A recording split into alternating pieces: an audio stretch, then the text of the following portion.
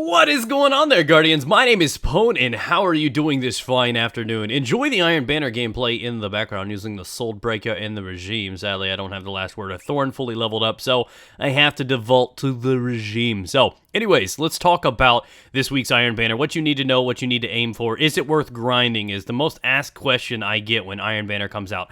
Are the Radegast Fury, which is the new rocket launcher, and Timur's Lash, which is the hand cannon, are they worth putting in all that time, all that effort into grinding out, building up reputation, and purchasing them, and then potentially getting some re-rolls in them and reforging them as well? So that is all going to be addressed in this video right here. So let's start with what he has for sale this week. So Mr. Salad Dressing is in fact selling the chest piece if you want. It does not take you to level 32, so I'd say pass on it. Now the gloves, on the other hand, if you are lacking them, it may be worth grinding out for. He does sell those and they will take you to 32 light. Radegast Fury is incredible. I definitely recommend you guys grinding for it. Same thing with Timur's Lash. It's unique in many ways, and I'll explain that here in a minute. His typical emblems and logos and whatnots, and of course the ability to reforge weapons and re-roll them to have the chance of having a nice fancy roll that you may in fact like. So to address the question you are all ready to ask me, is the Iron Banner worth grinding and putting in those countless hours in this 1 week spread to acquire those new weapons? And I give you a big thumbs up. Hell yeah, Pone approved.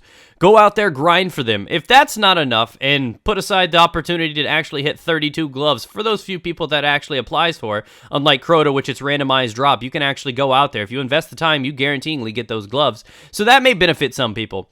But you can also get the Ephrodite Spear, which is the Iron Banner sniper rifle, and the, I believe it's called Silimar's Wrath, which is the auto rifle as a potential drop in the activity at the end of a game. So you can be given an Ephrodite Spear, which is the best sniper rifle in the game, from just participating in it. Again, it's not something easy to grind for. There's no guarantee. You could put tons of hours in and never get it, but it is a possibility, and that's quite exciting too. So all that extra bonus aside, let's talk about the new things available in this. So that Radegast Fury, that incredible rocket launcher, is enormously important to this Iron Banner. It is worth going for. You only have to get to level 4 to acquire that one. If you want to skip on Timur's Lash, that's your call.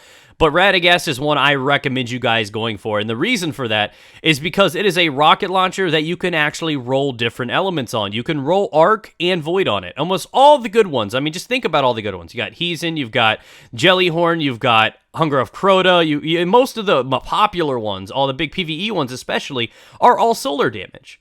And these have the opportunity to be great for other things, like Nightfall, so on and so forth, do more damage to certain shielded bosses. They have the potential to roll what you want. What makes them so beautiful is that they can also have surplus on them. Now, if I recall correctly, surplus is one of the potential rolls that allows you to have double the ammo on pickup. So it's kind of like having Ruin Wings attached to your weapon. So if I'm going up and pick up a weapon, I assume that you could probably get, 3 or 4 shots from that one little purple package on the ground while playing PvE. That's going to be big. That's going to help you in a lot of boss fights, a lot of Nightfalls, a lot of weeklies, a lot of raids. That's a big element to have on it. It can have tracking, it can have cluster, it can have all of those things that you look for, but you have the chance to roll that. So again, it takes 2 motes to roll each one of those.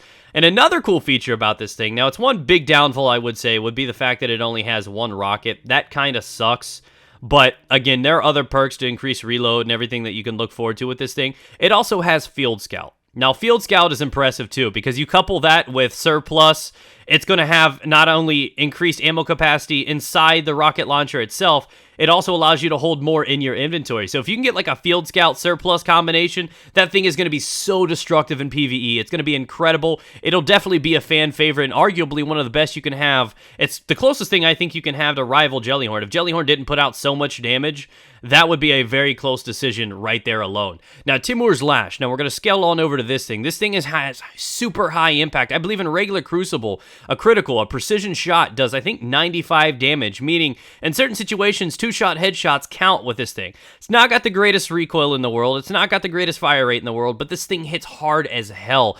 And if you can get it with the right rolls, you get Field Scout on it, you got something going good for it, because it only has 7 shots originally, and that's still okay. I mean, you can roll it in different ways. If you wanted like spray and play and with a 7 round and avoid the Field Scout and maybe get like the final round in it, that thing's going to hit really, really hard. But it also has an initial perk, one of the perks in the first slot, that is going to make this even more important if you get Field Scout, which is going to make it great for PvP. And that would, in fact, be Crowd control. Now, this thing is impressive. So you couple the Field Scout with crowd control, which I believe gives 15% more damage for 3 seconds. It's kind of like a 3-second buff. Now, 15% is incredible because it's going to mean after you get that kill, everyone after that, the next 3 shots, are going to kill in 2 shots, no matter their health, their armor, whatever's going on.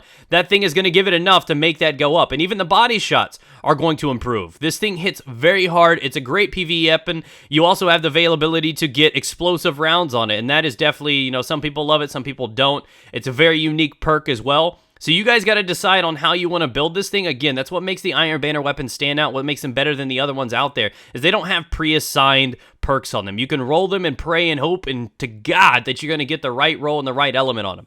Now, Timur's Lash, in my opinion, is worth skipping on for PvE. The explosive rounds are cool for it, but again, you already have a really, really nice hand cannon in the Fatebringer. I don't think Timur's Lash is worth using or trying to roll the right perks for PvE. That's just my personal opinion. With Vision of Confluence and a lot of other weapons out there, I don't honestly believe that it is worth working that hard for. So that's my feelings. That's how I feel about it, guys. Hopefully you've enjoyed this video. Hopefully you go out there and give Iron Banner a go. You got a whole week.